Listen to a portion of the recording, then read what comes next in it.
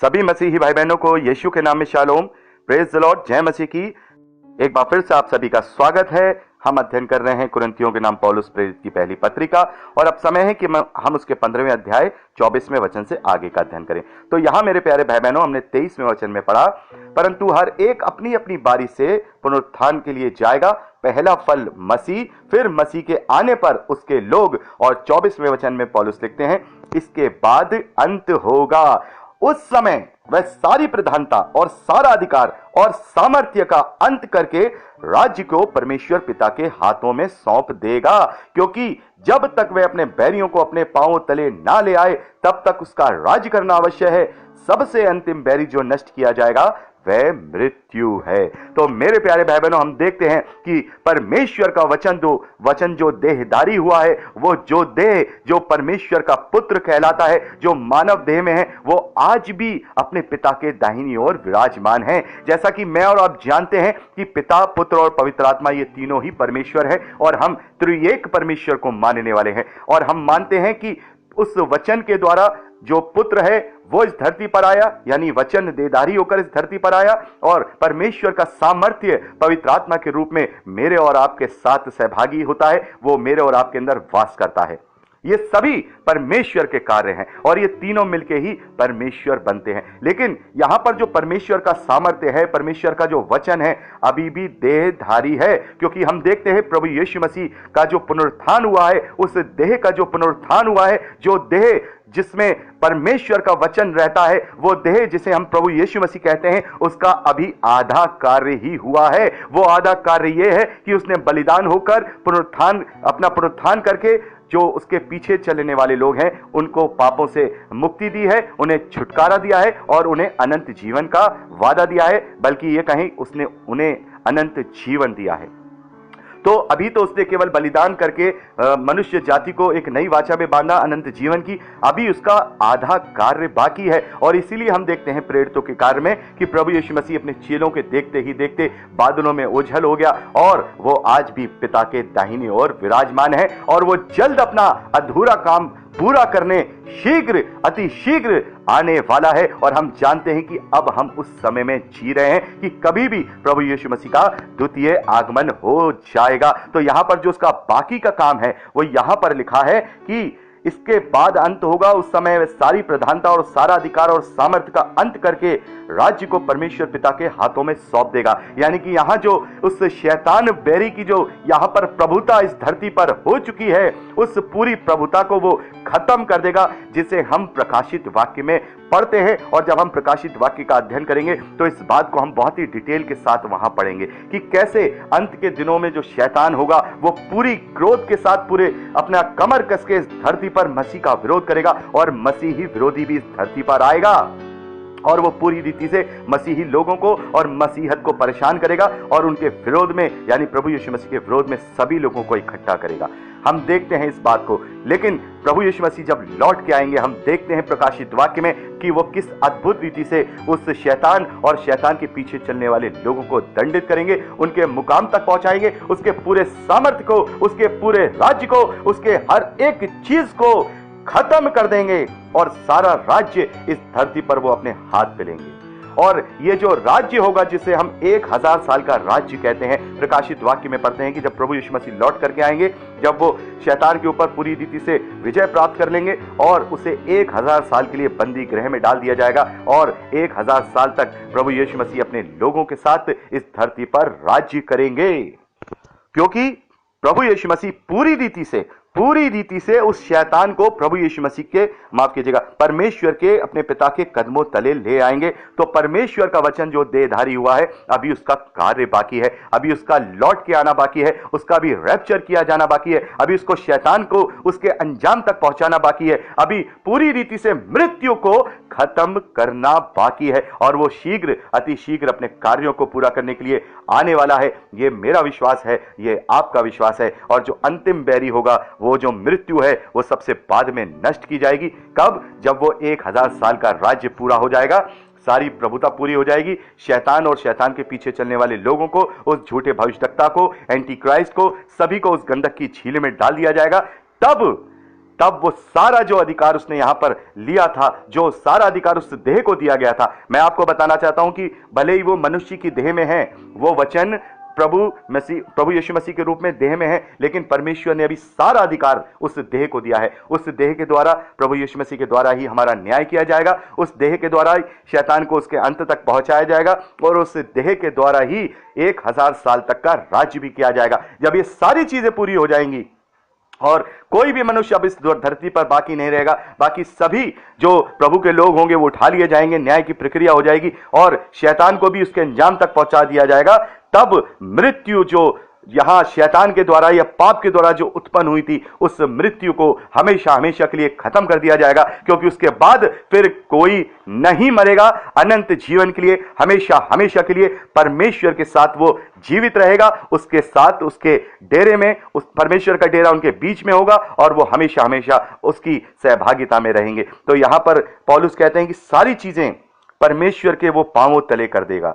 यहां 27वें वचन में देखते हैं क्योंकि परमेश्वर ने सब कुछ उसके पांवों तले कर दिया। परंतु जब वह कहता है कि सब कुछ उसके अधीन कर दिया गया, तो प्रत्यक्ष यह है कि उसने सब कुछ उसके अधीन कर दिया, तो वह आप अलग रहा। अभी परमेश्वर अपने आप से इन सब कार्यों के लिए कुछ नहीं करता है, बल्कि जो देह में जो उसका वचन है, उसी के पास सारा अधिकार है कि वो धरती के सारी चीजों को अपने हाथ से सेट आउट करेगा, अपने हाथ से इन पर जयवंत होगा। और उसने सबसे पहला कार्य यह किया कि उसने पहले मेरे और आपके पापों के लिए बलिदान दिया, ताकि मैं और आप उस मृत्यु को पार करके उस अनंत जीवन को प्राप्त करें। और अब हमेशा हमेशा के लिए वो शैतान को उसके अंजाम तक पहुंचाकर मृत्यु को पूरी रीति से क्या कर देगा, खत्म कर देगा। और सारे कार्य उस देह के जब पूरे हो जाएंगे, तो बड़े ध्यान से सुनिए इस बात को आप, कि अभी तो परमेश्वर अलग है क्योंकि वो देह में होकर के उसका वचन कार्य कर रहा है। लेकिन 28वें वचन में यहां पर पौलुस लिखते हैं, और जब सब कुछ उसके अधीन हो जाएगा,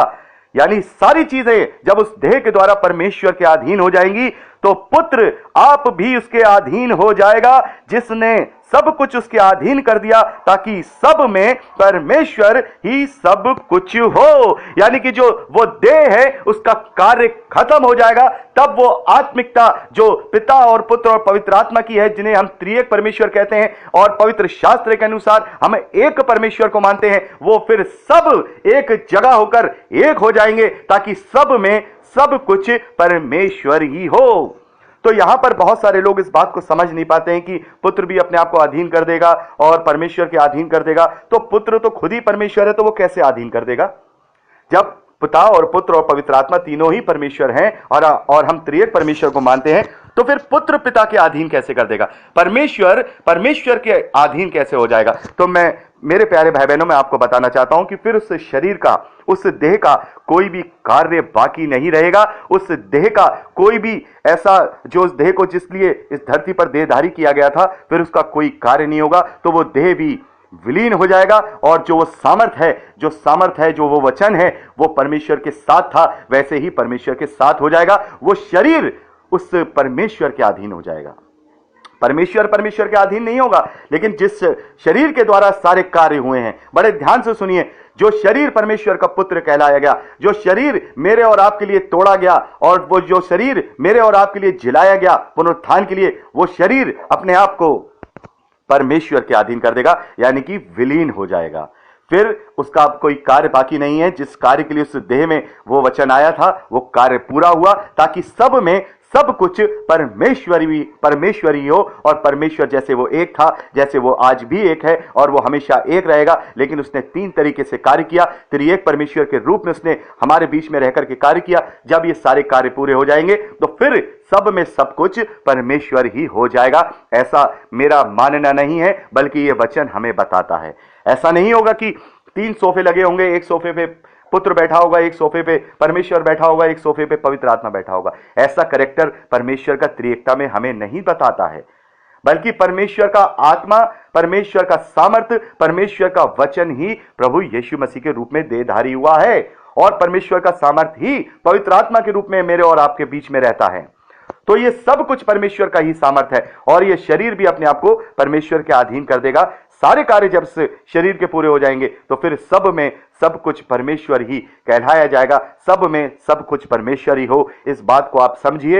यहां पे पौलुस ने साफ तौर पे कह दिया है कि जब सब कुछ परमेश्वर के अधीन हो जाएगा तो जो पुत्र है यानी कि जो वो देह है आप भी उसके अधीन हो जाएगा, जिसने सब कुछ उसके अधीन कर दिया, ताकि सब में परमेश्वर ही सब कुछ हो। तो ये त्रिएकता का जो कॉन्सेप्ट है हमें ये समझना होगा। त्रिएकता का कॉन्सेप्ट बहुत सारे लोग इस बात को क्लेम करते हैं कि ये, हम देखते हैं कि ये पुराने नियम में भी त्रिएकता का कॉन्सेप्ट है। उत्पत्ति की पुस्तक में हम देखते हैं परमेश्वर ने अपने आप को हम कहकर के संबोधित किया है, और हम देखते हैं आदि में वचन है, वचन परमेश्वर के साथ है। और बहुत सारे लोग इसको तीन अलग अलग कैरेक्टरों में तब भी इस बात को कहते हैं कि जब से आदि में परमेश्वर है, वचन परमेश्वर के साथ है, तब भी वो तीन परमेश्वर हैं, त्रिएकता के रूप में काम कर रहे हैं और तीन कैरेक्टर में काम कर रहे हैं। नहीं मेरे प्यारे भाई बहनों, हो सकता है मेरी जो बात है बहुत से लोगों को समझ में नहीं आए, वो मुझसे पर्सनली रूप से इस बात को समझ सकते हैं। मैं आपको इसका कॉन्सेप्ट समझा चुका हूं।